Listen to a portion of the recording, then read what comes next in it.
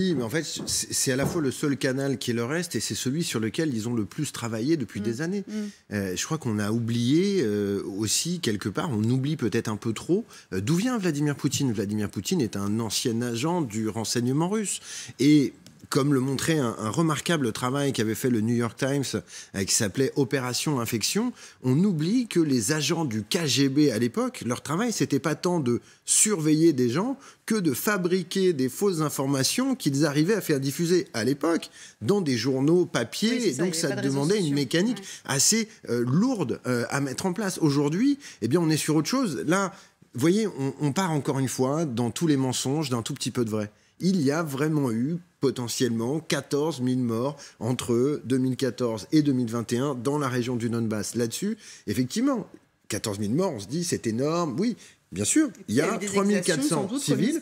Voilà, donc ça fait déjà 10 000 militaires. Donc c'est la guerre et il y a des militaires qui meurent. Ça paraît à peu près logique. Ces zones sont bombardées. Et à côté de ça, ces 3 400 civils qui sont morts sur ces 14 000 au total, ben, il y a aussi des Ukrainiens dedans. Et donc, cette histoire de ce chiffre de 14 000, il circule depuis le début de la guerre. Il circule dans tout un tas de relais de la propagande russe sur les réseaux sociaux et aussi eh bien, dans des médias acquis à la cause russe ou auprès de personnages qui vont défendre ces idées-là. Je crois que ça montre bien sûr que c'est son dernier canal, mais surtout que c'est le problème des mensonges, Bénédicte. Il y a toujours quelqu'un qui finit par y croire et c'est aussi pour ça que c'est aussi efficace. Il y a aussi l'arme de l'image. On vous a retrouvé une vidéo qui a été fabriquée par l'ambassade de Russie en Grande-Bretagne, me semble-t-il. On va regarder des images où on voit, donc là c'est Goebbels, hein. Enfin, je vais vous laisser, Catherine, on l'avait un peu évoqué aussi hier. C'est une façon, sur ces images-là, une façon de relier toujours ce narratif de l'Ukrainien nazi, en fait, et ce serait la preuve, en fait, que les Ukrainiens sont des nazis, en gros.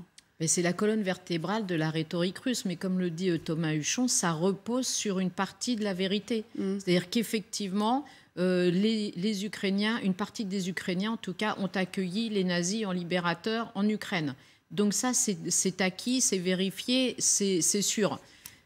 Maintenant, évidemment, les Russes utilisent ce fait historique pour dire qu'aujourd'hui encore, on oublie les 80 ans qui se sont écoulés, aujourd'hui encore, les Ukrainiens sont des nazis.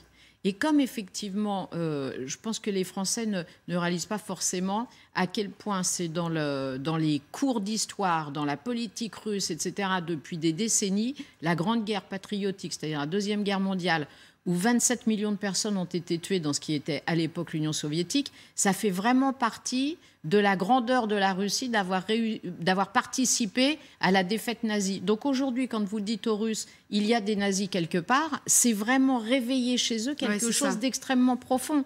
Et donc c'est pour ça que plus ils vont s'enliser, les Russes, plus sûrement ils vont faire référence au nazisme, parce que c'est l'arme absolue en termes de propagande et de narratif pour fédérer les Russes autour en l'occurrence, du conflit. Mais il y a les Russes et il y a le reste du monde, Anne Kratz. C'est tellement simpliste, ukrainien égale nazi, qu'on se demande quand même si cette propagande, elle a un écho aussi chez nous, outre-Atlantique, où il y a des médias qui ne sont pas muselés, où on a des médias libres qui voilà, tout à l'heure, je posais la question de ce porte-parole de l'ambassade. Est-ce qu'il croit vraiment à ce qu'il dit? Il vit en France, je veux dire, il a des médias qui sont pas du tout contrôlés par qui que ce soit. Ces images-là, elles paraissent vraiment binaires, pardon, mais... Oui, enfin, il y a deux choses là. Il y a l'idée que les Russes ont combattu les nazis parce que les nazis les avaient décrétés comme des Untermensch eux-mêmes. Ce n'était pas seulement les Juifs, mais tous les Slaves étaient des Untermensch. Et donc, ils ont... Ça, comme vous venez de le dire à l'instant, c'est profondément inscrit chez eux, avec quelques justifications historiques, c'est sûr. Pour le reste, pour la propagande, est-ce que ce monsieur croit ce qu'il dit? C'est pas très important. Il le dit parce qu'il est payé pour ça, en quelque sorte. La propagande fait partie de tout l'arsenal de toutes les armées aujourd'hui. Il y a de la propagande de tous les côtés. Il y a de la propagande ukrainienne, il ne faut pas se leurrer. Il y a de la propagande américaine, il y a sans doute de la propagande française. Évidemment, les Russes sont passés maîtres dans cette spécialité, d'autant plus qu'ils ont énormément de spécialistes de l'Internet qui, eux, s'ingénient à faire passer des milliers, voire des millions de messages sur l'Internet. Est-ce que c'est efficace? Oui, malheureusement, jusqu'à un certain point, c'est efficace. On l'a vu avec la montée en puissance du populisme européen. Ouais, c'est de là que ça vient. Et on l'a dit tout à l'heure, on le répète, c'est dangereux. Il faut le combattre, mais c'est très difficile parce que combattre une fausseté par une autre fausseté ou par la vérité, c'est extrêmement difficile. D'où l'intérêt, effectivement, on avait dit il y a quelques semaines, je me souviens, Catherine, quand il y avait eu des menaces d'exaction, enfin des soupçons d'exaction par les Ukrainiens pendant la guerre, de dire il faut absolument que le président Zelensky dise s'il y a effectivement, il faut qu'il y ait enquête, etc. C'est très important. Allez-y, Philippe Delara. Oui, je voulais dire qu'il y a une différence de nature entre la propagande, j'allais dire, qui existe dans tous les pays, y compris l'utilisation du mensonge politique et le mensonge russe et soviétique, qui a une dimension telle qu'on n'est plus dans le même registre. Par exemple, la nazification des Ukrainiens, c'est une activité permanente du KGB depuis 1945. Oui, c'est pas une nouvelle lubie, en fait. C'est pas une nouvelle lubie. Accessoirement, c'était un moyen de jeter un voile pudique sur la collaboration russe dans la partie de la Russie que les nazis avaient occupée. On a découvert depuis la chute du mur, en Lituanie, un manuel établi par le KGB sur la manière de déconsidérer par des fausses allégations de collaboration avec les nazis de personnalités ukrainiennes en Amérique qui faisaient du lobbying anti-soviétique. Pour essayer de les décrédibiliser. Alors vous avez regardé, Thomas, aussi en images, ce narratif toujours sur le nazisme. Vous avez vu 3 séquences qui nous montrent encore une fois, le simplisme de cette propagande.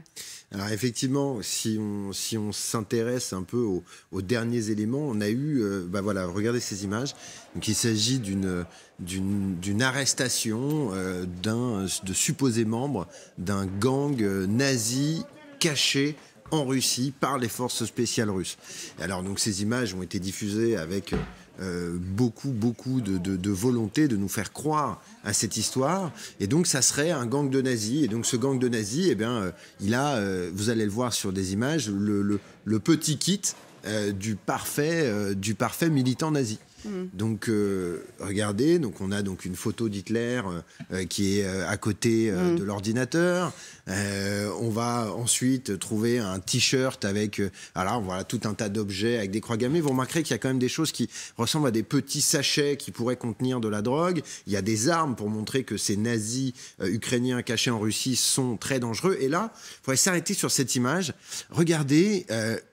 Donc là, on a le kit du parfait nazi. Il y a tout ce qu'il faut. Le t-shirt avec la croix gammée et tout. Et on a bizarrement des jeux vidéo. Les 3 cassettes là au milieu, les CD-ROM là, je sais pas ce que c'est. En fait, ce sont des pochettes de jeux vidéo, d'un jeu vidéo qui s'appelle les Sims. Qu'est-ce que ça fait là ? C'est un truc pour les gamins, les Sims. Oui, c'est un jeu pour les enfants. Et on a l'impression que ceux qui ont monté cette opération de propagande ont eu un briefing sur les choses qu'il fallait mettre. Donc le t-shirt nazi, vous pouvez le trouver sur Amazon, ce t-shirt. C'est vraiment le t-shirt, le premier t-shirt qu'on achète quand on veut se montrer comme un nazi. On a l'impression que les organisateurs de tout ça ont voulu nous montrer des cartes SIM. Vous savez, ces cartes que nous mettons dans les téléphones. Ah, des cartes SIM au lieu des cartes des Sims. Et voilà, parce qu'il y a un autre élément qu'on ne vous a pas montré là, mais qui montre une version de Mein Kampf sur laquelle il y a une signature, et la signature dit signature illisible. Comme si la personne qui avait fabriqué ce faux avait lui-même recopié le briefing qui lui avait été donné. Donc, signature illisible comme dédicace sur le bouquin. Ça fait un peu mise en scène, quoi. Les jeux vidéo Sims, moi, franchement, je ne suis pas un expert des jeux vidéo, mais je ne vois pas très bien ce que ça fait comme petit kit du parfait nazi. Encore une fois, j'emploie beaucoup ce mot-là, mais ce narratif autour du nazisme, il est évidemment intéressant.